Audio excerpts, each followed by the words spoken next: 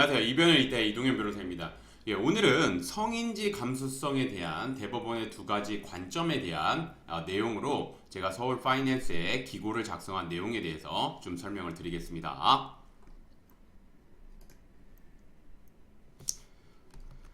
대법원은 2018년 성범죄 관련해 성인지 감수성 개념을 도입해 성폭행 피해자의 대체 양상이 구체적인 상황에 따라 다르게 나타날 수 있으므로 구체적인 사건에서 피해자가 처해 있는 특별한 사정을 충분히 고려하지 않은 채 피해자의 진술의 증명력을 가볍게 배척해서는 안 된다는 취지의 판결을 선고했습니다. 이후 하급심 법원은 성범죄 사건에서 혐의를 입증할 만한 객관적인 증거가 없는 경우일지라도 피해자의 진술만으로도 유죄 판결을 선고했습니다. 이에 대해서 의심스러우면 피고인의 이익으로라는 형사법의 대원칙인 무죄 추정의 원칙에 반한다는 비판이 제기돼 왔었습니다. 올해 1월 대법원은 자폐성 장애를 가진 남성 A씨가 지하철에서 여성 B양의 옆자리에 앉아 B양에게 신체적 접촉을 해 성폭력 범죄의 처벌 등에 관한 특례법 위반, 즉 공중밀집 장소에서의 추행, 이 죄명이 문제된 사건에서 성범죄 사건에서 성인지적 관점을 유지해야 하나 이는 성범죄 피해자 진술의 증명력을 제한 없이 인정해야 한다거나 그에 따라 무조건 유죄로 판단해서는 안 된다는 판결을 내렸습니다. 이에 대해서 일각에서는 그 기존 제가 아까 앞서 말씀드린 기존 2018년 판례의 입장을 변경한 것이 아니냐는 우려를 제기하고 있습니다. 계속해서 보게 되면 성범죄는 피해자와 피고인이 단둘이 있다가 발생하는 경우가 대부분입니다. 따라서 피해자 내지 피고인의 진술의 신빙성이 유무죄를 판단하는데 매우 중요한 역할을 합니다. 물론 수사기관의 조사나 법원의 재판은 사건이 발생한 뒤에 어느 정도의 시간이 흐른 다음에 진행되므로 당시 상황을 정확하게 기억하지 못할 수 있습니다. 하지만 실제 성범죄 재판을 진행해보면 저 같은 경우도 성범죄 재판을 워낙 많이 진행하는데 실제 성범죄 재판을 진행해보면 법원은 피해자가 모순되거나 CCTV 등으로 입증된 객관적인 사실과 다른 부분을 진술했음에도 불구하고 성인지 감수성 이거를 근거로 해서 피해자가 다소 모순된 진술을 하나 피해자의 입장에서는 그렇게 진술할 수 있다는 식으로 하면서 이제 피고인에게 유죄 판결을 했습니다. 그래서 이제 저 같은 이제 법률가들 사이에서는 성범죄는 유죄 추정의 원칙이 지배한다라고 말할 정도였습니다. 그래서 실제 저도 이제 성범죄 관련해 가지고 사건을 진행해 보면 재판 넘어가면 거의 이제 그 무죄로 뒤집히는 경우는 그러니까 우선 재판에 넘어가면 무죄를 받을 가능성은 정말 굉장히 낮다고 봤습니다. 그래서 지금 보시면 아시겠지만 유죄 추정의 원칙이 지배된다고 말할 정도였습니다. 최근 대법원 판례는 기존의 판례를 변경한 것이 아닌 기존의 판례가 지나치게 피해자의 진술에만 치우쳐 형사법의 대원칙인 무죄 추정의 원칙에 반하는 것에 대한 우려를 표하는 것이라고 봅니다.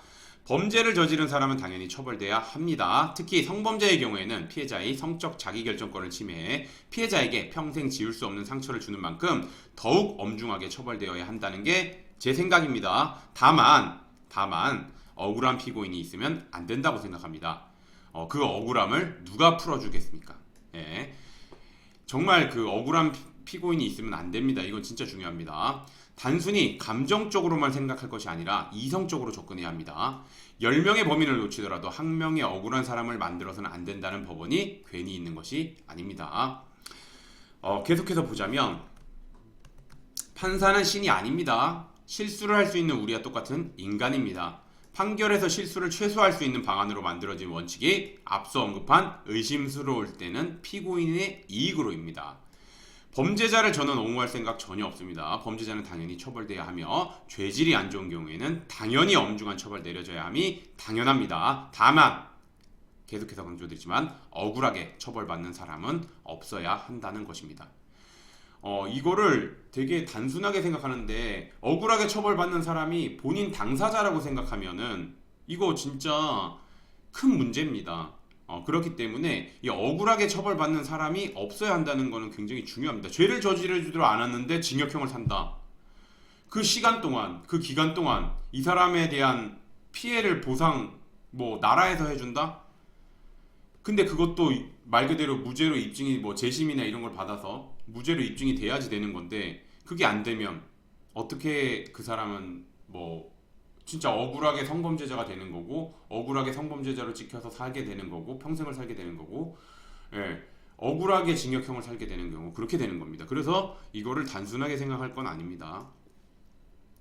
예, 바람직한 사회는 양극단으로 가는 사회가 아닌 나름의 기준과 원칙에 따라 운영되는 사회라고 생각합니다. 그래야 피해자든 가해자든 억울한 사람이 최소화될 수 있다고 봅니다. 그러나 현재 사회는 극단적인 사회가 됐다고 생각합니다. 즉 어떤 사회적 문제가 발생하면 그 사회적 문제를 해결하기 위해서 여론에 따라 감정적인 대응을 해 극단적인 법률이 뭐 개정 내지 제정이 됩니다. 결국 이러한 법률로 인해 피해를 받는 사람들은 국민입니다.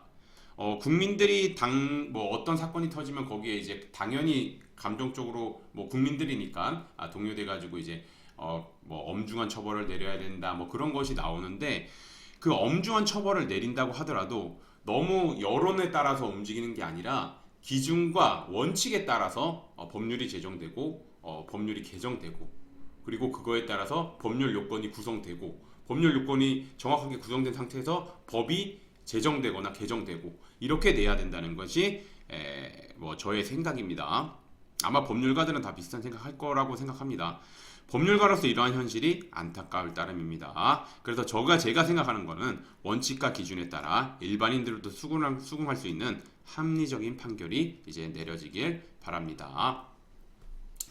뭐 제가 다시 한번 강조드리지만 저는 뭐 범죄자를 옹호할 생각 전혀 없습니다. 그리고 당연히 그 죄질이 안 좋거나 그러면은 당연히 엄중한 처벌 받아야 되는 건 당연한 겁니다. 다만 제가 뭐 계속해서 말씀드리지만 억울한 사람이 억울하게 처벌받는 사람이 없어야 된다는 게 저의 생각입니다. 그렇기 때문에 최근에 나온 대법원 판례에 대해서 저 같은 경우는 이제 어느 정도 기준을 너무 지나치게 유죄만 나왔던 거에 대해서 좀 더 합리적으로 기준과 원칙에 따라서 판단을 해야 되지 않냐 이런 의문을 제기하면서 그거에 대해서 우려를 표한 것이라고 생각하면서 이런 판례들이 좀 나와야 된다고 생각합니다. 그리고 이런 판례들이 나와서 어느 정도 기준과 원칙, 그러니까 일반인들도 수긍할 수 있는 기준과 원칙이 확립되고 그 확립된 원칙에 따라서 법률이 제정되고 개정되고 그렇게 되는 것이 제가 바라는 사회입니다. 오늘의 주제는 여기까지 마치겠고 저는 이변은 이따의 이동현 변호사였습니다. 감사합니다.